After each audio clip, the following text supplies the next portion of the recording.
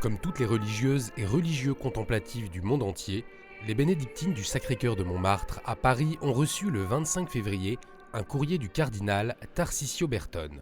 Le secrétaire d'État du Saint-Siège les invite à prier pour Benoît XVI, pour la fin de son pontificat et pendant toute la période du conclave.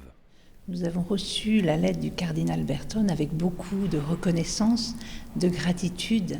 Ça nous a confortés dans notre vocation de religieuse, contemplative, dans notre mission ici à la basilique du Sacré-Cœur de Montmartre, où la prière est perpétuelle. Nous prions devant le Saint-Sacrement. Les bénédictines ont pour vocation de porter l'Église par la prière et conduisent toutes les personnes qui les visitent à la contemplation. À travers la lettre du cardinal Berton, Benoît XVI témoigne tout son amour et sa considération qu'il nourrit à l'égard de ses communautés. La prière des personnes consacrées, c'est quelque chose qui, pendant tout le pontificat du pape Benoît XVI, nous a toujours touchés.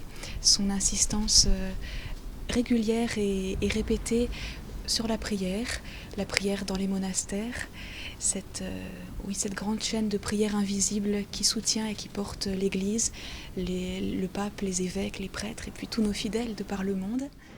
Autour du recteur de la basilique, les bénédictines sont en pleine communion avec Rome. Pour le pape Benoît XVI, en rendant grâce pour son ministère. Seigneur, nous te prions pour les cardinaux, appelés à élire son successeur.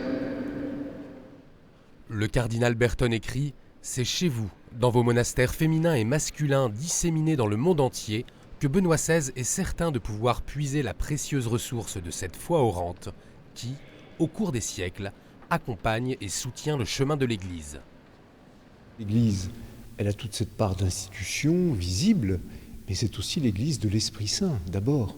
C'est l'Église du Christ. Donc si l'Église veut rendre Dieu présent, vivant dans le monde, il faut qu'elle-même, l'Église, se reçoive de Dieu, s'unisse à Dieu dans la prière, vive de Dieu, se tourne vers le Christ, laisse le Christ vivre en elle et en ses membres, pour qu'à travers la pauvreté et la faiblesse de ses membres, elle rende Dieu présent dans le monde. Jeudi 28 février à 20h, le siège du pape sera vacant.